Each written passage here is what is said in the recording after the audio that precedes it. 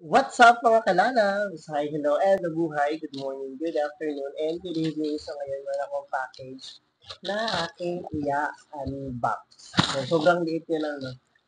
I was expecting na mas malaki siya in person.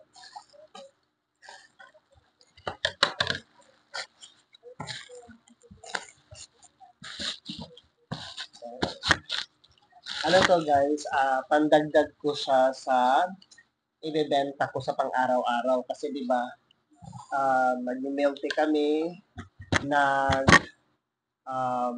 nag-milk tea, tapos fries, footlong. Ito, dati na namin siyang nag-ibenta ng ganito. Kaso wala kaming lutuan. So ngayon, na nakita ko online, kaya sabi ko, ayan, order ko na. Ayan. Plastic yung kanyang strainer, guys.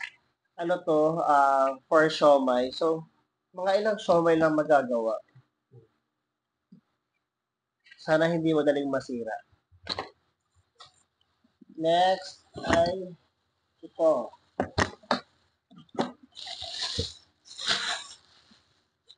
Pwede mo siya lutuan ng pwede mo siya lutuan ng mga noodles, mga soup-soup, ganyan. Tapos, yung kanyang package. Ayan. Actually, ito, sample dito, pwede magluto ano dito, rice. So, later, i-try natin magluto ng rice dito. Pero para siyang, double purpose kasi siya, oh. Di ba? Oh! Ito yung kanyang saksakan. Kasi wala ko magluto ng siomay, mamumukbang ako, and at the same time, talagang binili ko ito para sa aming munting negosyo na siomay. Kasi 'di ba, syempre parang nakakaano ano, sayang sa gas. So, ito na lang. Oh, 'di ba? Oh, thank you, Shopee. I got this for 100 pesos. Ayan.